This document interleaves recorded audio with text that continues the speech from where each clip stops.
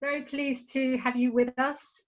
My name is Andrea Perry. I am the commissioning and content editor of Worth Publishing and CourseWeDo.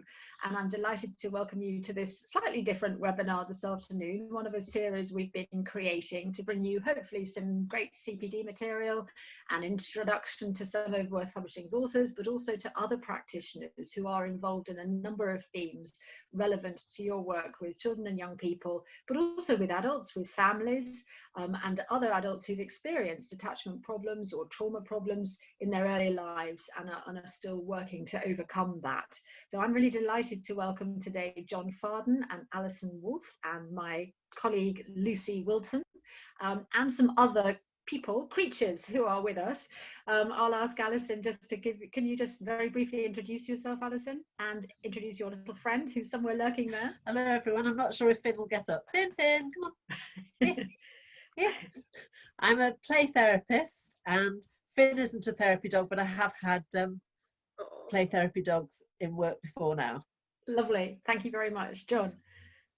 I'm a teacher from Northamptonshire and work with children in care, and this is my dog who doesn't make any mess anywhere. This is Wolfie. My other dog is downstairs asleep and rather dirty, having been for a walk, so he's going to stay down there for the moment. Thank you. Lucy? Hi, my name's Lucy Wilton. I'm the course director of CourseWeDo, and we have lots of resources on attachment aware and trauma informed practice, and like online courses, apps, and the webinars, obviously, which you come to today. So we've recorded this webinar and it will be on our website shortly. I'll be the technical person behind today, so excuse me if I stop my video because I'll be frantically typing things down into the chat. And I've got Peggy, if you little black Labrador down there. And Peggy's a real Peggy. She's not a stuffed cuddly toy Peggy. She is a real Peggy. But not that we have anything against cuddly stuffed. You wanted to do that for a long time, John, a rod and emu moment, I'm quite sure.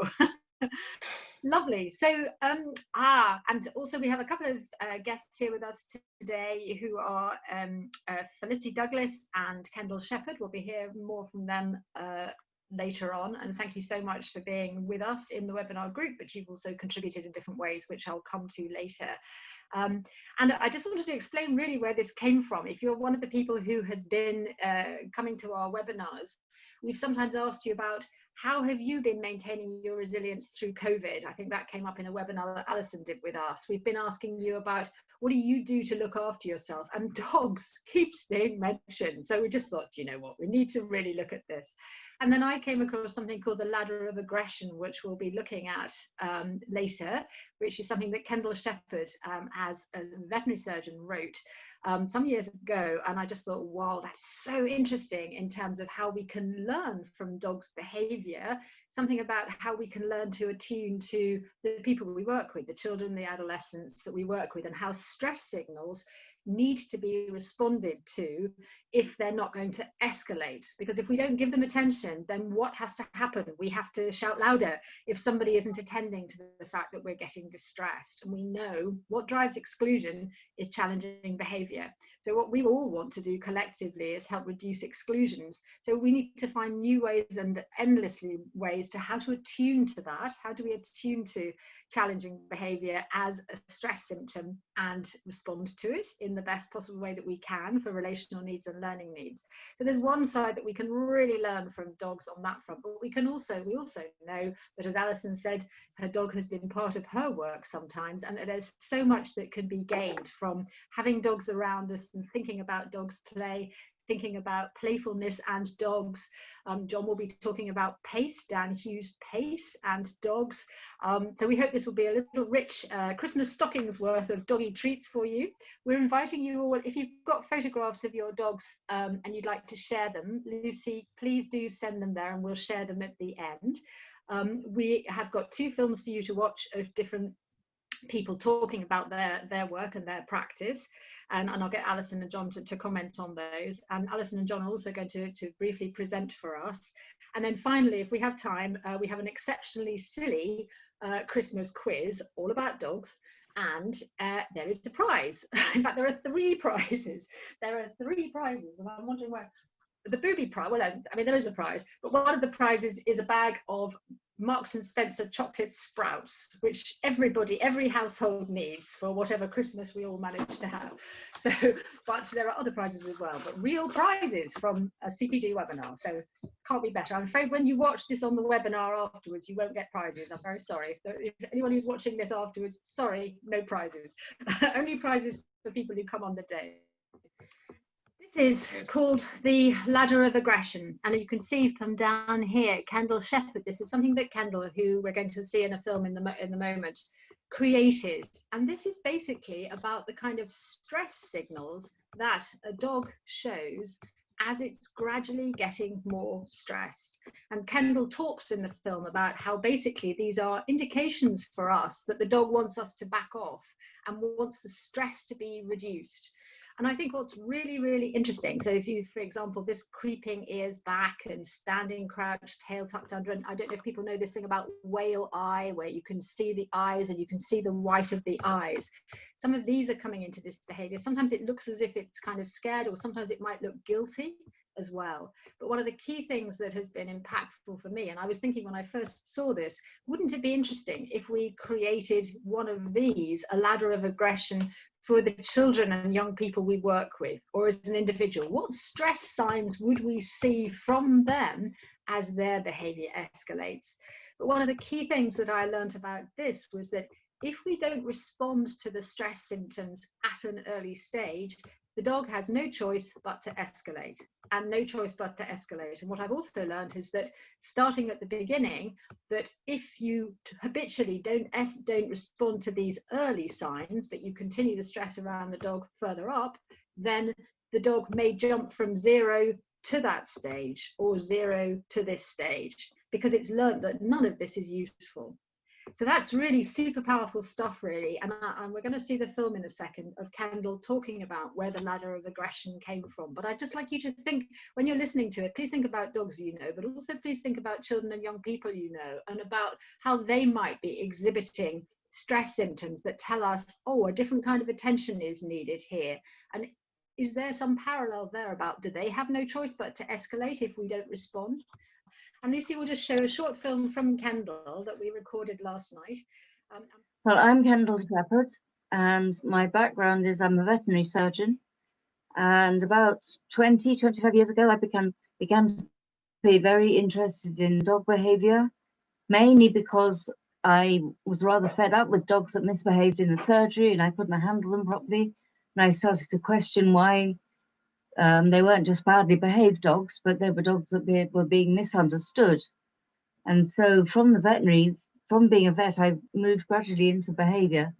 And from the behavior counselling thing, I became involved in court work and in assessing dogs practically to the courts, dogs whose owners had fallen foul of the Dangerous Dogs Act, often through no fault of their own, because they were misunderstanding dogs. And the ladder of aggression really came about in about 2000. I was working as a vet in a rescue centre. It was still thought that dogs that were being aggressive were in some way trying to dominate us, and they wanted to be the boss, and they were using aggression to get to this kind of status. And it didn't make any sense to me, because it seemed to me that dogs were being called, this is a dominant dog and this is a submissive dog, as if the dominant dog, as if this is a black dog and this is a yellow dog, as if it was a permanent feature of the dog, not just a fluid state, that the dog could sometimes appear dominant and sometimes the next minute appear submissive. And it seemed that it was much more of a continual communication that was going on, that the dog was trying to communicate this. And I started to construct this sort of ladder of aggression. And at sort of coinciding with me having all these thoughts, I was asked to write a chapter in the first British Small Animal Veterinary Association behaviour manual. And I started with these lower signals, and I couldn't find anything in the literature at the time about this concept of, were dogs really trying to be dominant? And that's what I couldn't really understand. The only supporting sort of literature I could find was actually Turid Rugas and her calming signals. So she talked about calming signals, the way dogs would try to calm other dogs down, and that they were using a similar signals towards us as humans as well. And but if they were, of course, misunderstood, then of course aggression might result, because it's a bit like if we are not understood ourselves, we may well start arguing and become frustrated and aggressive. And the same thing was happening with dogs. So I submitted this ladder of aggression to the editors, and to my surprise, in a way, it was actually accepted. And it all started from there. It's shown to be very useful in behaviour counselling. And the most interesting rung, if you like, on the ladder is you show it to people and you see, how often does your dog look guilty? How often does you think, oh, my dog knows he's done wrong. He knows he's done something wrong. Look, he looks so guilty. And so that's one of the most important things for clients to realise, is that when the dogs are looking guilty, they're not really feeling guilty. They are reacting to the owner's anger and reprimand, and are trying actually to calm the owners down. And it's nothing to do with feeling guilty. And in fact, studies have shown this. So it's a reaction to the owner. It's not a reaction to what the dog is feeling inside. Owners often believe that the dog is feeling guilty about something. The dog knows it's done something wrong. So the dog elicits a sort of some kind of punishment from the owner. And this is very, very much, again, what children may experience, that they're not necessarily punished in a physical way, but they're punished by withdrawing a privilege, like they might not have their pudding, or they might not be able to watch a TV program. But so often, particularly in the case of dogs, that the dogs are not shown how to actually avoid the punishment. They don't know what to do instead of being punished, so that they get a punishment, but what am I supposed to do to avoid it? And I think I make the analogy that it's like being fined for speeding, but you are not given any road signs, and you don't have a speedometer in your car. So you've done something wrong, but you don't know what you could have done to avoid the punishment. And that so often happens with dogs, that they simply, that people have this belief in punishment. We punish people for things. Technically, a punishment can only be said to be a punishment if it results in the reduction of frequency of a certain behaviour. And if it doesn't result in a reduction, and you have to keep on punishing, then you cannot actually officially call it a punishment at all. Well, I'm not officially a teacher, but obviously in my work as a vet, for many years, and as a behaviour counsellor, I am meeting with families all the time and with children, and I see all the time the parallels between what dogs see as inconsistency in the way that they are dealt with, and the children somehow intuitively see the same thing, that sometimes parents are in a good mood with them and sometimes they're in a bad mood. And one remark that was so telling some time ago, and now that it's stuck in my mind, is that this child, we were talking about a dog, that I asked the family, how often does this dog look guilty? Because this poor little dog was doing so many things wrong that it sounded like the family was shouting at the dog all the time, all day long. This little boy, who was only about 5, he piped up and said, Mum, you can't make him do what he doesn't want to do. And so, owners get very frustrated with their dog because the dog is not doing what they want it to do. As I've said, that they punish and expect the dog to learn something out of it. But what they're also not understanding often is that the dog really has to want to do what you want it to do. Just like the child must want to eat his greens before he gets his pudding. So that the dog and the child must both be given reasons for doing what you want them to do. And if some children or some dogs find things much more difficult to get right than others, then actually they may deserve a greater sort of inducement to actually help them understand what's needed. Is that going back to the ladder of aggression, that the lower rungs of the ladder obviously are the guilty look, which owners will on the whole think justifies their punishment. But in fact, if the guilty looking rungs of the ladder actually result in some kind of threat, when in fact all the dog is wanting is things to calm down, then the dog is obviously sitting and thinking, well, what else can I do to get rid of this threat? So they are slowly pushed up and to becoming, then growling, of course. People, very, very foolishly punish growling all the time. But if you do that, then you're actually preventing the dog from using the first signal down from a bite. So if you stop a dog growling and you try to stop a dog looking guilty, then what else can a dog do to actually get rid of threat? It doesn't understand doing things wrong. It doesn't understand why it's not allowed to growl if it feels threatened. But all it can do is overt aggression. All it's left with is overt aggression. So that is the way that the dog would maybe pushed up the ladder slowly. And this may happen within one episode, or it may happen over a period of time, that the dog gradually learns that actually it didn't work. It didn't work. Trying to walk away from a threat didn't work. I was held onto by the collar. Trying to have a little bit of grumble and growl, that didn't work because somebody just, tapped me on the head or threatened me even further. So in that way, the dog is forced into an aggressive situation. I think somebody put in the chat about how pertinent that would be if we switched to, if we thought about children in that respect. But I think one of the things that she said that really strikes me was this thing of, if we take away those options, if we don't respond to the guilty, which anyway is maybe a projection, and it might be a projection with the children as well. John, I don't know if you'd like to respond to, or your thoughts about that. I'm thinking about the ladder of aggression. My mind immediately went into thinking about early warning signs, which are explained in protective behaviours. So I don't know if, Lucy, you put protectivebehaviours.org in as a website. People could look that up if they're not aware of it, because it's around feeling safe and what we do when we don't feel safe. And as human beings, we have, rather like dogs, but we have early warning signs. Our body lets us know when we're not feeling safe. So if someone's shouting at us or punishing us, then we're going to be experiencing those early warning signs. And somebody put in the chat about, wouldn't it be great if we had this ladder of aggression for kids?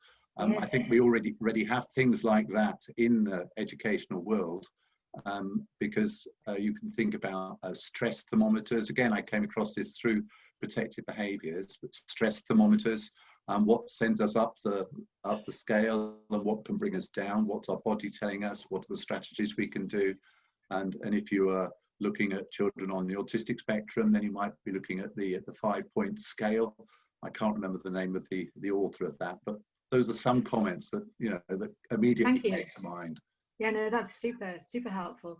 And Alison, just in terms of this, it's interesting, isn't it, where Kendall's saying it isn't because, and apparently research has shown that it isn't the dog actually feeling guilty. That's like a human projection, but it's actually us assuming that there's guilt. But I don't know if you'd like to have a think about that, both in relationship to yourself, but also in terms of working with children who get told off, and when that, what a trigger that is actually for the behaviour. Yeah, and it was very powerful hearing Kendall talk about when we punish and criticise and we don't show clearly what it is that we do want, then how do the dog or the children know what it is that they've got to aim for? And luckily, more and more dog training is now around positive handling. So it's all about showing the dog what you do want and praising the behaviours that you want to see more of, rather than punishing and criticising the things that you don't want. And I think we've done that with the children for a long time as well. And it's we can never be reminded too often that if we don't support the things that we do want, we will raise confusion and anxiety by only letting dogs or children know what we don't want. Yes, absolutely. Thank you so much. Pop in there some of the things that you feel that we can learn from dogs. In terms of not just in general, like how to relax, how to have a good time with a bone, but what I generally mean by that is, what can we learn from, well, fantastic, wonderful, that kind of thing, the kind of thing that might help us when we're working with children. Unconditional love, hey, yes. So we've got some smashing things here. Alison, I don't know if you wanted to just help me just picking out some keywords that mean something to you, and indeed John. Any keywords you see there that you really really resonate with you? Oh, I like the one that says exercise. Yes, walking much more as I am, I see many more people and their dogs. It's a good incentive. Wow, joy. Joy really struck me as something that I do see in dogs. Yeah, lovely. And connectedness, I would say. I have a friend who doesn't have a dog. I actually went for a walk today with him at lunchtime, and he stops and strokes any other dog that's walking past. He doesn't have one of his own, but then connects with the owner. Wonderful, wonderful. Okay, just a moment more for that. Terrific. Goodness me, look at some of these beautiful things. Enthusiasm, acceptance, value of time outdoors, being in the moment, true loyalty, motivation. Yes, beautiful. Trust as well, I think. Yeah, and I think friendship would be bigger. Friendship could be in there too, isn't it? Yeah, but trust. Yeah, fantastic. Thank you very much, everybody. That's really beautiful. Patience. That's a nice one, isn't it? Patience. Beautiful. Puddles. Someone says puddles. Yes, the joy of puddles. We'll have to do a webinar on puddles. So let me just tell you what this film is. There are, I'm sure, as you know, lots of different organizations that work with dogs in different ways. And the person who's going to speak with us next is somebody who actually goes into schools to work with her dog, whom we'll meet in a moment. Her name is Sarah Gordon, and she has a very particular goal-oriented way of working with children with autism, but also with other special needs and other challenging behaviour issues. Hello, my name is Sarah Gordon. I am an animal-assisted play therapy practitioner, one of 3 in the United Kingdom. Before I was working in this role, I started my career as a mainstream teacher for 3 years, then moved on to being a specialist teacher at a very specialist setting for children with complex needs, usually autism, but also other behaviour and trauma needs as well. Like any teacher, I found the job challenging, not because of the children, but because of the politics. So I researched my next best thing in life, which was animals, and I stumbled across animal-assisted therapy. I then researched the best way to become an animal-assisted therapist. I didn't just want to go into it, so I completed counselling and play therapy courses, and then found Dr. Risa Vansleet and Tracy Thompson from the International Institute of Animal Assisted Play Therapy. They have a huge focus there on animal welfare as well as handler qualifications. So I was qualified in my role as a specialist teacher to work with children with autism. However, I needed to up my game with my animal knowledge. I studied animal welfare, animal stress signals, calming signals, and worked on my bond with my own therapy animal. I've been doing this role for 5 years. It's been very successful because there's been a huge need to have qualified practitioners at the end of a leash rather than volunteers and their dogs. I provide a service where I can understand the client and also the dog. So it is very safe and enjoyable for all involved. So when I am referred to work with a client, I take on board their needs and the goals that the school or the parent want me to focus on. If this is a child with autism, we look at their educational healthcare plan and the goals listed there. Their more personal goals, I will talk with the people closest to the child to create a plan. I create a plan that touches on all the goals that we have discussed in the initial meeting. I then create activities with my therapy dog that help children achieve those goals. Before the child even meets my therapy dog, I also prepare them. So I will do something called a screening. So I will meet them, I will talk to them about their attitudes to animals and their history of animal abuse. I'll prepare them for my dog's size because he's very, very big. his smell. Now I do this by bringing his collar along and allowing them to smell it, and also the sound of his bark. I provide them with a photo pack that they can take home, as well as dog safety, what to do if they get scared, and also a brief understanding of dog body language.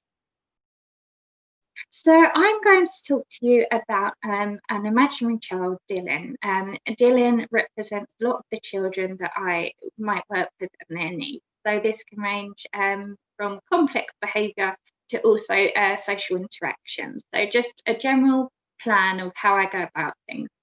After the initial preparation, we have an introduction session. We do very low-key activities with the dog, which involve grooming, a few simple games, and then the sessions move on. I have, I have 6 sessions minimum, and max 12. The reason there is a max 12 is because our clients can get very attached to Frank, and this is a safety net to avoid any attachment issues developing. So I'll just go over the 6 sessions. We'll have the initial grooming, playing games. This will move on to dog training. Now, dog training involves empathy. I always refer back to dog body language. How is Frank feeling? Is he enjoying this? Does he need a break? So the children train Frank. As you've seen from the picture, he is 11 stone, very large. So just working with a dog of this size gives them confidence and self-efficacy, and all achievements in the training session are celebrated. We then move on and we discuss their emotions and Frank's emotions, and we talk about times that Frank has experienced a range of emotions, and then ask the children to relate to times they've experienced that emotion. What's special about animal assisted therapy is I do not need to listen. If they decide just to tell Frank, they can whisper to Frank and I can move to distance. That removes any form of judgment whatsoever, and all therapies try to be non-judgmental, but this is very special in that it can be completely judgment-free. So often they will share with me, that the odd child might just decide to keep that private with Frank, but they do process their experiences of different emotions. We then move on from that to another session where we focus on anger. And I talk about Frank's size. I show them his teeth. I show them his claws. I create a situation, which is a truthful situation, when Frank has reacted to another dog badly, and what would happen if he actually attacked another dog in a physical way. We discuss how he would get into trouble and even could be possibly taken away from me by the police. The children realise the severity of Frank's actions, and I ask them to provide him with tips to control his anger. So they will say, take deep breaths, go to someone you trust, Sarah. Don't keep your paws and your teeth to yourself. And they come up with all these different tips for Frank, and then I ask them to select their top tip, and it becomes very, very personal then. And they will say, well, I find it useful to listen to country music. And one child actually gave me an artist, a country music artist. And I said, we will be sure that Frank listens to that when he gets angry. And you don't need to worry now. Frank will not be taken away by the police. So I remove the fear that they won't see Frank again. And he will keep himself safe and other people safe. And he will express his anger in a safe way. After that, the children then put on a show, usually to a friend or a family member, to show them all they can do with Frank, all their dog training skills, again building on their confidence. And then we say goodbye. And I pre-warn the children from about 3 sessions previous that they will be ending soon with Frank.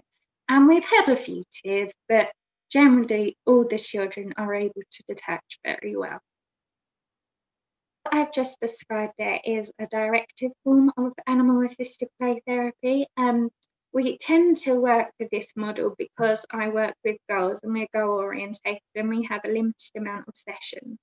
However, we do always provide opportunities for non-directive animal-assisted play therapy as a sort of conclusion at the end of each session. And children often will play with Frank, they might draw a picture with him, they might groom him. A favourite, I must say, is grooming. There is something about grooming that releases all the happy hormones, and the children really relax with him, and it's got quite emotive on occasions, silent, quiet, but the bond that is so evident between Frank and the client is really, really meaningful. And obviously for children who have problems forming attachment, it's quite a special experience.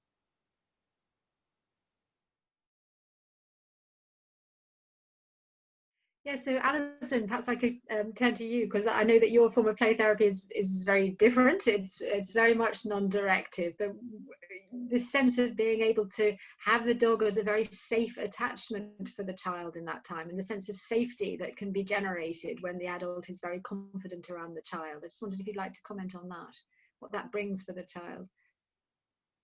It is amazing how children do get a sense of security around having an animal in the room.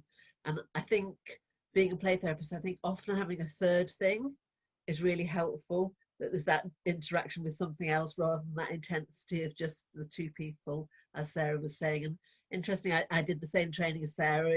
I've trained in the animal assisted play therapy with Risa and Tracy as well. And there's such a plethora of different ways you can use your dog, and it depends on what your dog would like to do, the way they'd like to work with the child, and it depends on what that child would like to do with the dog and whether you can match that up or not. There's so many things that you can bring to it. And I love the idea Sarah says about using the identification with the dog as having some difficulties. And I always have rescue dogs, and working in schools where there's a huge amount of children within the looked after system, I think that identification of these dogs who've been rescued and come from rescue homes is sometimes really helpful. And I think also, as Sarah pointed out, the fact that children feel that they can help somebody or something else is really powerful for them. Yes, great, thank you very much. And John, yes, that thing about being able to empathize with the dog, as Alison has picked up, with such a big dog as well. I mean, I'm picturing some small child and some big dog. What kind of, to what extent do you feel that empowers children to be able to both attune to themselves and something other in working in that way? I think it's a very safe thing for them to be able to do. So if they can talk about Frank's feelings as a dog, or which is why I have Wolfie, because Wolfie, he does bite, he has got teeth, but they're quite bendy. So to be honest, if they are talking about an animal's feelings, then and you can also then wonder about those feelings with them. So actually it's a very safe way, a one step removed way of the child being able to express what an animal might be experiencing.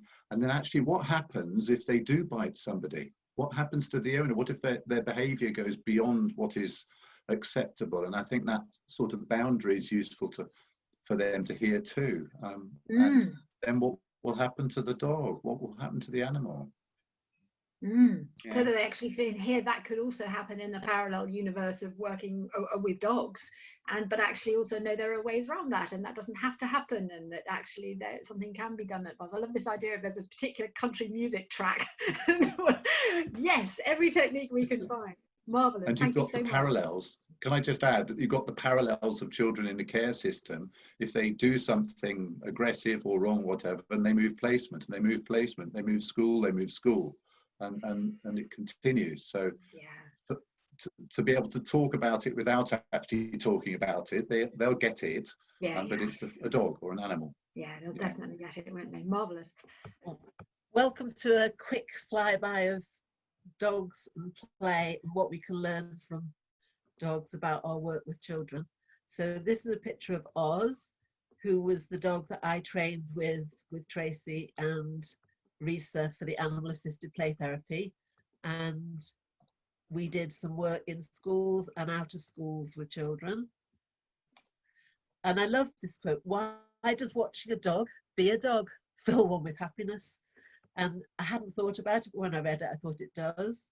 And there's something about watching a being just being themselves that we really find enjoyable. And I think it's partly because dogs live in the moment, and maybe it's something that we really appreciate when we watch them, that they're just being themselves and living their lives. And Oz was a dog whose being himself was being absolutely full of joy and energy, seemed to be boundless. And I loved watching him play, and I noticed that he did teach me an awful lot about play. There's a quick little piece taken out of my book about better play in schools, where I illustrate so much because of what I want to say about play by talking about Oz, because he really did show me what play was. And I think it really helps people to see it when we watch it in animals. And amazingly, how quickly a dog can meet another dog, greet each other, give a message about play, and the next thing you know, they're chasing each other, rolling, play fighting together and having a grand old time. And Linda Case looked at some research in 2016 talking about the play bow, which you may have noticed when your dog crouches down at the front and signals that they're going to play. And what she says they're actually signaling is just a bit of a warning that the next thing I'm going to do is play. And when you know it's play, it's probably going to be okay, because the next thing I might be going to do is bite your ear. So that sense of recognizing that there's a signal that we're going to play. And I really have a thing about teenagers that we don't recognize play cues in teenagers. And it's that sense of jostling or bumping, is that should we have fun together? The next thing we're going to do is play, and then we just don't realize that's what's going on, and we stop it, or we think it's not playful, it's part of maybe the aggression ladder that we've just looked at with Kendall. And it's really important to see that some indications are very clear that it's actually a playful invitation. And if I could ask you to just notice a bit more maybe about, can we see that children are actually cueing play behaviors, and when we recognize it, allow that to develop and not think that it's going to be something that's inappropriate or aggressive in any way. And some of you may have seen Finn, who was here with me earlier. This is Finn. And dogs and humans are able to talk to each other and invite each other to play, whether it's the human or the dog who's bringing the ball or the tug rope and saying, shall we play now? And I think for children, it might be easier for them to accept a play invitation from a dog if they're used to not being able to really relate well to peers, uncertain, anxious, or have been told off for the way they relate to peers. Somehow a dog's play invitation may feel much easier to accept.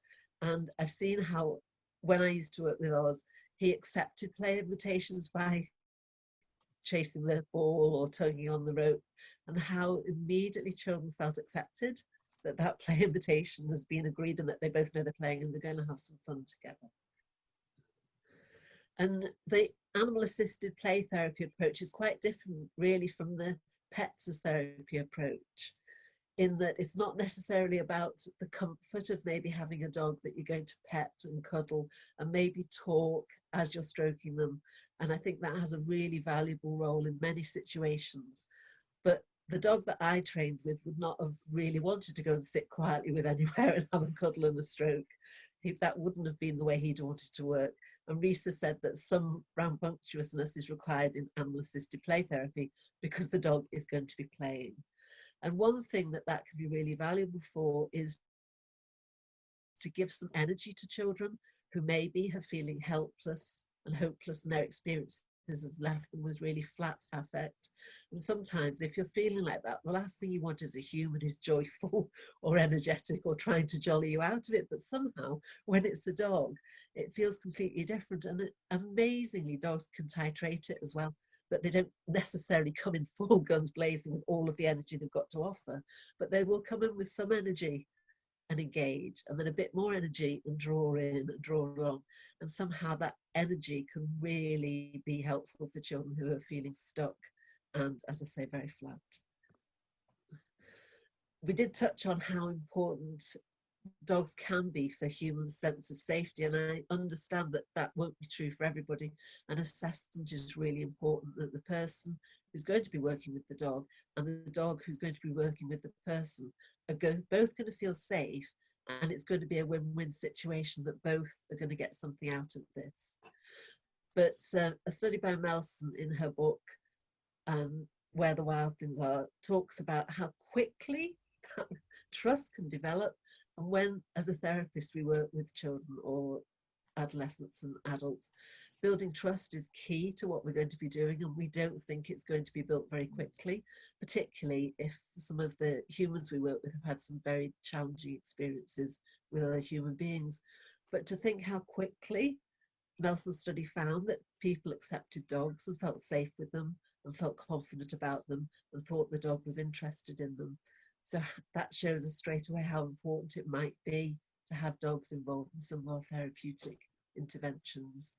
And one of the children who worked with Oz on agility work and other kind of training work, so excitedly at the end of the session, just couldn't wait to tell his mum that somebody, this dog, Oz, had walked when he'd walked and run when he'd run, and that sense of attunement and working together and doing agility myself. I absolutely love that sense of our working together and achieving something together, and seeing a child and your animal doing that is a most wonderful thing. There's a book by Eckhart Tolle called Guardians of Being, and it's a book that's full of illustrations and just short pithy sentences. He's really talking about being in the here and now. And I do find that sometimes I think my dog's looking at me, and I get that sense that what his eyes are saying is, do you get it? Do you get it yet? And that get it might be just about, can you just be yourself? Can you just experience this moment? And certainly watching dogs, I not only smile, and it doesn't only make me feel happy, but it also makes me think a bit maybe about being a bit more like that. And the joy of working with dogs is matching dogs with clients and seeing what's needed. Oz's way of being was full of energy and joy, had a joyful howl that was amazing to hear. Whereas another of my dogs, Dennis, he just knew how to be himself, and just the wonder of being him and the wonderful world he lived in, and that sense of that was his way of being. He really did have that all wrapped up. So Eckhart Tolle says that we as humans are constantly lost in our thoughts and endless ruminations on the past and the future and things that are worrying us, but that a dog can bring us back into the present moment again and again, and remind us just to have that sense of joy of being.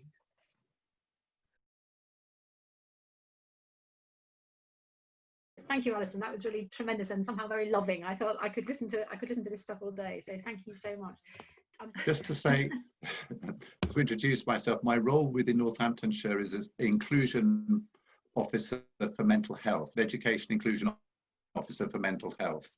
And half of my role is with children in care. And there's one of me for all the schools in the county, which is about 300 and something.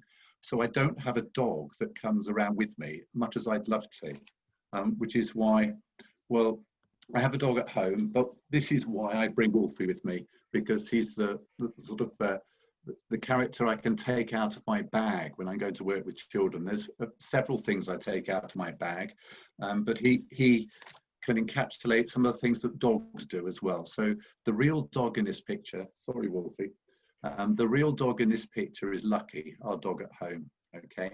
And I'm going to introduce to you something you may already know. So on the next slide, Andrea, we have the PACE model, which is, if you want to read about it, Lucy will pop a link in either in the chat or maybe it comes at the very end, describing how this particular model, I've used it more and more and more as time has gone on over the last few years. And thinking about what we were talking about today with dogs, I think that dogs teach us to do this. So actually being playful, the one thing I want to say about being playful is about the tone of voice. So if I'm talking with Wolfie and I'm with a child whether it's an 11-year-old or a 5-year-old, I still talk to Wolfie a little bit like this, a little bit like I might as if I was talking to a baby. And if I was talking to a baby, and Dan Hughes would say about this tone, actually it's very calming and very soothing for the young person. So playfulness, having laughter, releasing endorphins, really, really important. And I'm going to go through not ages and ages on this particular slide. So we can move on to the next slide, would be brilliant. And this covers playfulness. And Dan Hughes doesn't say you've got to use this in any particular order. The next slide shows you our dog, Lucky, when he was quite a bit younger, and he would ask to play, and he'd put that little paw on the knees, wanting to say, can I play, please? And so and of course, on the right-hand side, you can see him under the table. He's part of the family. Of course, waiting for anything that might fall off the table if we're eating. So being belonging, a sense of belonging too. And 2 youngsters I've just mentioned that I work with or have worked with in the past, I've used Wolfie with a 13, 14-year-old girl in a children's home, and she would respond to Wolfie, not in front of all her peers, but on a one-to-one with me and the support worker from the school. So Wolfie could actually pretend to be a dog and slightly nuzzle up to her, and she would then take hold of Wolfie and she would become Wolfie. So I could talk to Wolfie, ask Wolfie questions, and she would respond in his voice. Another thing on the playfulness, I work with a year 7 pupil in a secondary school, and I'm constantly playful. And he said, you know, John, because I let the youngsters call me John, it's less formal than Mr. Pardon. Do you know, John, you're so childish.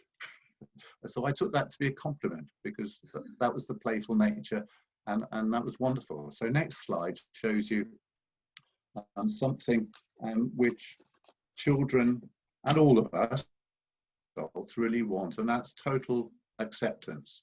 And this is one of Lucky's best friends who lives a few doors around the corner. And picking up on what Alison said about cues for play, if we go around and see Millie, who's about 5 doors around the corner, if we come and stand on the front doorstep, she'll dash off, get a little ball or something in her mouth, a little toy, and bring her to the front door for me to play with her. So dogs understand us, and there, of course, is a little toddler with a toy dog in the bed. Okay, next one. So we've got playfulness. Sometimes you'll find love is put in the PACE model, so it will say place. And I think there's nothing wrong with love. This takes us back to when Lucky was young. Lucky was a puppy. We went to the seaside and he saw a seagull. The seagull happened to be the other side of a massive pool of seawater. And he dashed into the water there and got such a surprise because he got wet. And so this is Lucky several years later, wondering about what might be going on, what might be the other side of this rock.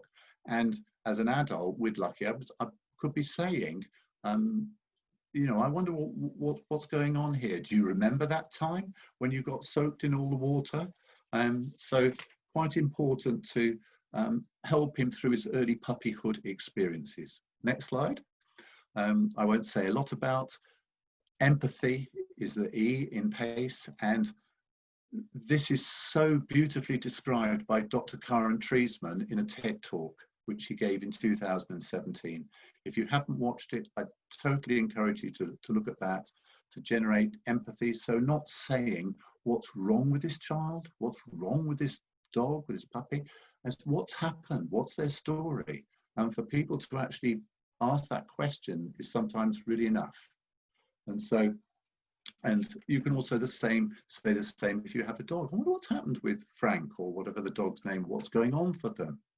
And the last slide is about the journey, because I think that we can journey, we can use PACE wherever we are, we can use it for ourselves. I've only learnt to do that in the last couple of years, and not to take myself too seriously. And that was with some help from a psychotherapist, and because I was carrying all these kids around in my head all week, and it was just getting too much. So being able to use PACE for myself, have some fun, acceptance of who I am, That's so true for these children. That's so true for all these dogs that we have. We accept these dogs into our families, into our lives, and we just treat them with love. And so I wish you all the best in using PACE if you haven't used it already, or continuing to use it for yourselves or for the people that you're working with. Thank you. Thank you, John. Lovely. There is a chicken in there because I work with a girl who liked chicken. So yes, it shouldn't just be dogs holding the show, should it? We'll have to do another one in the new year about animals kind of in general. Thank you so much. And I really hear with both of you how much you're really drawing on your understanding of dogs, but also integrating it with your understanding of children. And as you're saying, in terms of really hearing that thing of what has happened, what could have happened, and trying to step back and reflect on the behavior. And both with children and with dogs, it's just a constant evolution, isn't it, of that understanding and attunement, really. And as you were saying, Alison, the attunement of dogs to children as well, and the dogs coming to us to invite us into conversation with them, with play invitations or empathy invitations, is a very wonderful intercommunication. There's somebody here who's saying something. Worked with many traumatized children with your dog Tilly. Wonderful. And you've seen the dogs, you've seen the children growing up. They all remember Tilly and the impact she had. Yes, hugely impactful, isn't it? I think earlier on I was hoping that you might also share some of your memories of dogs in your early lives as well, but hopefully they're having a very positive impact for you. I've now laid Lucy the host again so that we can briefly look at some of the photographs. Lucy, please, before we get ready for the last part. Whoa, this is Lucy's beautiful Peggy. I mean, look at that. That is just too glorious. That's incredible. Lucy, talk us through some of the others, can you, with the names of people who've sent them in?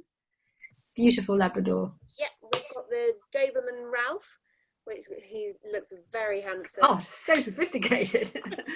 From Emily. Gosh, she's gorgeous. And then Kendall's actually sent her pictures in of her two lurchers basking in the sun. Oh, that's glorious. I did love this one, Monty Moo Chops by Teresa. Alison, have you ever seen your dog in that position quite? It looks like a dog yoga position. No, not quite like that. That is the most wanton dog on the planet. It's amazing. Gorgeous. I love the way the ears of that previous dog matched the flooring, by the way. That's quite incredible. A school dog in a primary school. Sorry, I can't remember where the primary school is, but the dog's called Thea. So obviously doing good work in the office there, answering the telephones.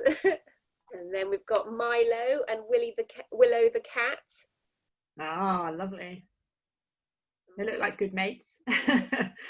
If we have time, I'll tell you my one and only joke about cat and dog communication, as it's nearly Christmas. Ooh, who's this? Josie. We've got a very, very warm Norma in the cold weather there. And very festive in front of the tree. And we've got Eric and Isaac from Lisa. So Eric on the left, no, Isaac on the left is a lurcher, and these two are whippets on the bed. Gorgeous, looking very relaxed. It's their bed, not anybody else's bed. That's an amazing takeover bed. We've got Milo the cockapoo from Rebecca.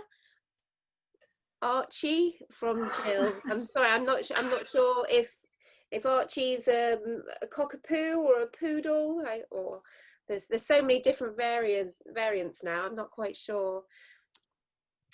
And this is an amazing dog community. Of course, another cockapoo, Shirley, from Jane. I think cockapoos are very loved at the moment. All my friends seem to have cockapoos. They're so sweet. And more. We've got Tilly and Ruby.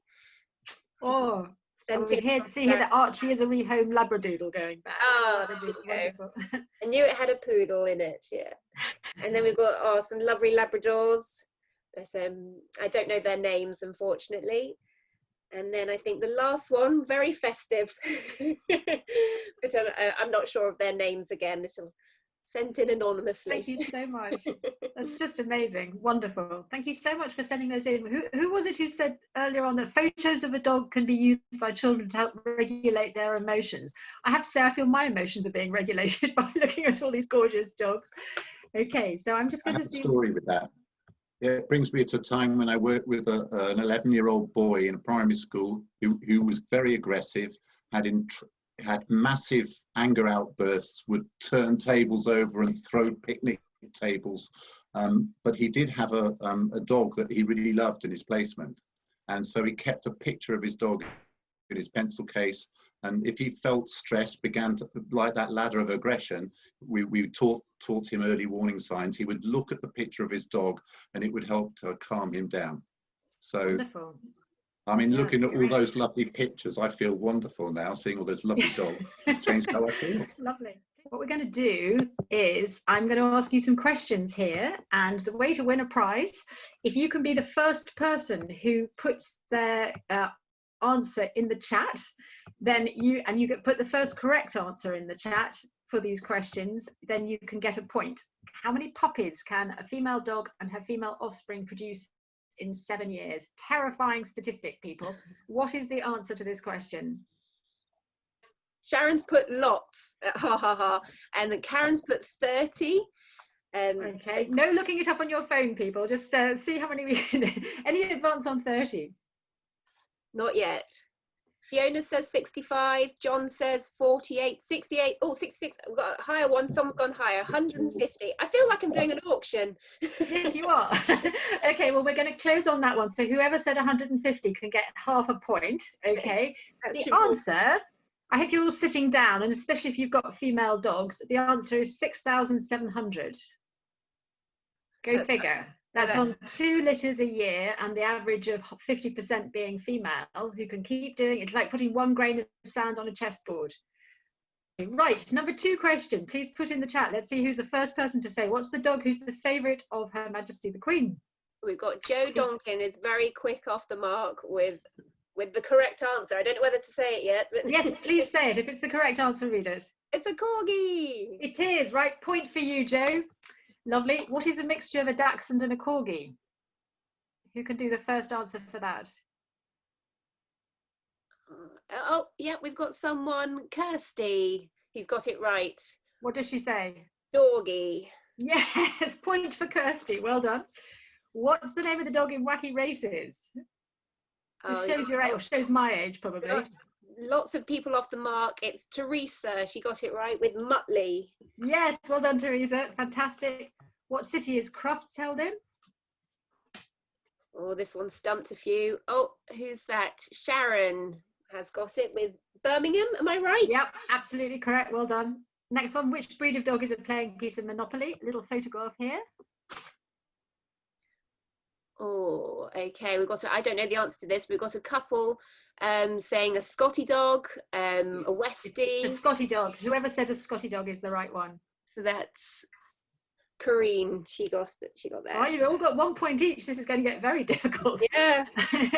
What's the name of Boris Johnson's dog? No using your phones. What's the name of Boris Johnson's dog? Oh, I've got a couple here.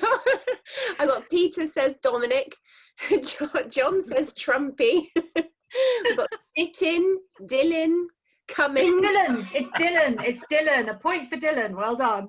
Can you read out some of the other suggestions? It's Dylan. What are the other suggestions apart from Trumpy and Dominic? Cummings. Yeah. But there's a few people that said Dylan, but Karen got there first. Well done, Karen. That's great. Let's go to the next one then. Just a few more of these. Oh, I'm sorry about the squiggles here. How many teeth? Wolfie. Where's Wolfie, John? How many teeth does a fully grown adult dog have? We've got someone saying 38. No. 32, 48. No. No. Keep guessing. Something between 38 and 48. We've got 32, 27. Oh. People. 34, 42, 40. 42. Whoever said 42, that's quite correct. Well done. Well done, Catherine. Smallest dog breed? We got Chihuahua. Yes, good. Oh, Whoever well said done. Chihuahua, well done. That was quick. That's Teresa. She was Well done, Teresa's steaming ahead here. Dogs can't see in colour. True or false? We got false. Yep. Who said that first? It is false. Catherine. Well done, Catherine. Name of a crossbreed dog of a beagle and a pug. A puggle.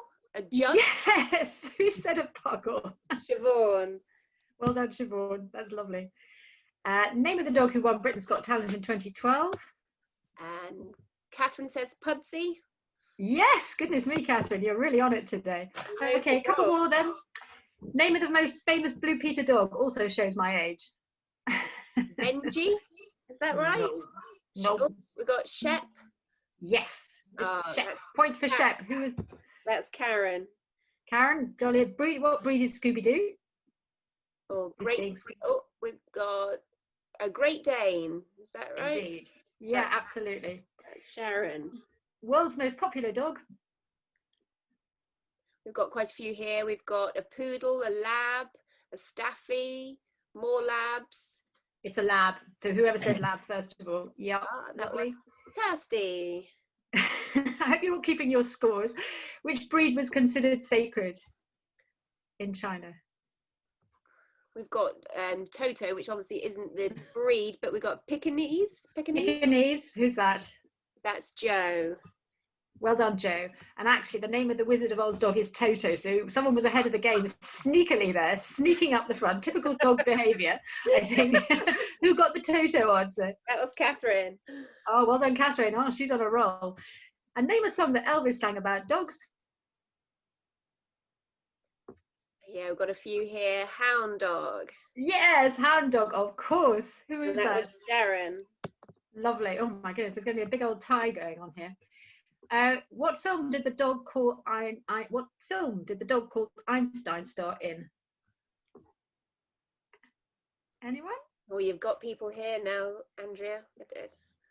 No answer. Back to the Future. Yes. Who was that? Oh, that was who's first? Kirsty again. Oh, Kirsty, you're doing well. Okay, what's the name of Tintin's dog?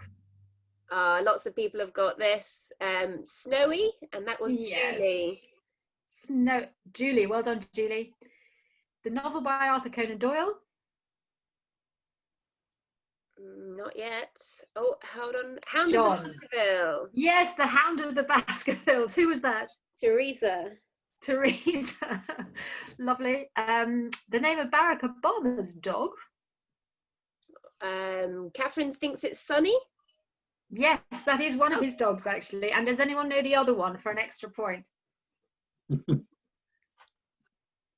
think anyone does. Does Catherine? Oh, okay, well, I get the point there. His name was Bo, which I think is rather funny for Barack Obama. Oh, Catherine Bo. did get that one. Oh, well done, Catherine. Goodness me. For dogs. Lovely. Dogs are as smart as 2-year-olds. True or false? Oh my God. Most people saying true. Right. Okay, and the national dog of France? Sharon says it's a poodle. She does. Okay, so I think we've got a few people who've got a few points. If you've got more than 1 point, could you put in the chat what your totals are in the chat? Possibly it's Catherine, Kirsten. There's another person, but I can't see their name. I'm very sorry about that. So if you put your name in as 3, then can I invite the person who's 4, which I think was correct. Well done, you. And so you're going to actually get a prize. And I will tell you what the prize is, actually. It's really rather splendid. We have with us today Felicity Douglas, who has written a splendid book, 2 Dogs and a Bear. And this is the book that I'm just going to read you the description of the book that she has given, and it's signed by her, so you're going to get that. And for the people who got 3, then we will also send you chocolate Brussels sprouts, because I think it's only right. The 4s and the 3s, and Alison and Johnny will also get chocolate Brussels sprouts. Yes, well, we like to reward our panelists. You've been wonderful. So this is what Felicity says about her book. The book charts my journey through 2 years of therapy to help me process the sexual abuse I experienced as a young girl. During the 2nd year of therapy, a beautiful caramel-coloured cockapoo with the sweetest ever temperament joined in my sessions. Stroking her taught me how to self-soothe and allowed me to experience what I considered to be safe and enjoyable touch for the first time in my life. I was 48. Working with that amazing canine was pivotal in my recovery. I found it easier to relax in session when Fluxo was present because it wasn't just two people in the room anymore. I was no longer the sole focus of attention, which speaks to your point I think you made earlier, doesn't it, about triangulating there as well. I used Fluxo for perfect nurturer imagery, a la Paul Gilbert and Deborah Lee. Terrific. She was used as a grounding tool, and by learning to play with her, I learned how to laugh again. Even now, I only have to think about Fluxo and I smile. That's quite special. I'm also autistic and can find verbal communication a challenge. However, the silent moment of connection I experienced with Fluxo were deeply healing. She was truly a catalyst for healing. And Felicity is the most beautiful writer, and I can only say thank you so much, Felicity, because I think you're there with us today for giving this book which you have written as a gift for Catherine. Well done, Catherine. And we would be delighted to send that out. And in the links we're going to send you is a link to Felicity's information about her work. There is also some information about Sarah, who works at PAWS-AAT, Animal Assisted Therapy, so we'll send you that link as well. Kendall has also written a book. Kendall, who is a veterinary surgeon, in fact she's written two, The Canine Commandments, and then the new book by Kendall comes out, Demystifying Dog Behavior, mostly for vets, but if you're an absolute dog aficionado, that will come out in the new year as well. So we'll put the links to those books there. I've just discovered that Kendall qualified from Bristol University, so did I, but she was a bit before me. And she obviously is interested in promoting proper understanding of canine communication to inform prevention of aggression and dog bite incidents, but also the education of children regarding dog bite prevention. And I just think, you know, the more that children can learn about dogs and work with dogs, the more we're also helping to grow a generation who won't be scared of dogs and may also be able to empathise with their own dogs better. So it feels like a wonderful circular process there to be able to grow our dogs and grow our children in ways that we would all hope for our pack, I would hope. So just finally, Felicity also sent a really beautiful quote that she found by someone called Tom Jones, T-H-O-M, but I love this quote, and I think to me this is just nails an awful lot of what we've been talking about today. And dogs have a way of finding people who need them and filling an emptiness we didn't know we had. We would like to invite you, as we've invited John today. John has been fantastically persistent in turning up to our webinars and and such a great contributor. John, I really always appreciate how much you contribute in the chat. It really makes it a very rich experience for everybody, and it's been a complete pleasure having you and Alison here today. Alison I've known for many moons now, with her lovely book Better Play, in which Oz the dog features largely in Alison's brilliant book Better Play. All about, or better play. I never know whether to say better play or better play, one way or t'other. So thank you both for being here. It's absolutely marvellous. But if you would like to be a panellist with us, we'll be putting up some of the subjects we're going to have webinars on. Please do let us know. And obviously, if there's another subject that you feel you'd like to take forward that's stimulated by some of these webinars, then that would be great as well, because we're really open to developing material that we hope will be useful for you in your work and in the roles that you have with children and young people and families. Thank you. Alison, what are you going to be doing over the holidays? Hoping it gets colder and some lovely frosty walks would be nice. Smashing. Thank you for that image too. John? Me, it's going to be spending time with immediate family and walking a dog and just stopping thinking about work and trauma. Lovely. Lucy? I've got two little ones, so I'm sure my Christmas period is going to be very full, making it magical for them and secretly for me as well. But also, thank you very much. Also with the dog. Yes, and the dog is still snoozing there. It's great. She needs a lot of it.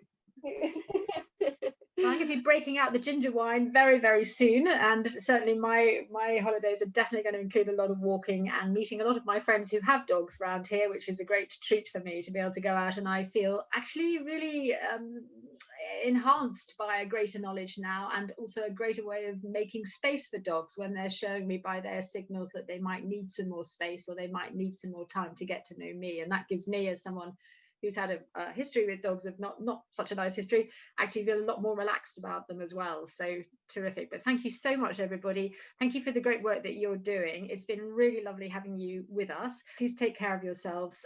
My mantra at the moment is keep safe, keep well, and keep moving in the early morning light. And I hope that today, thinking about your dogs, you'll be even more encouraged to do so. So thanks very much and take care. Bye-bye. Bye. Bye.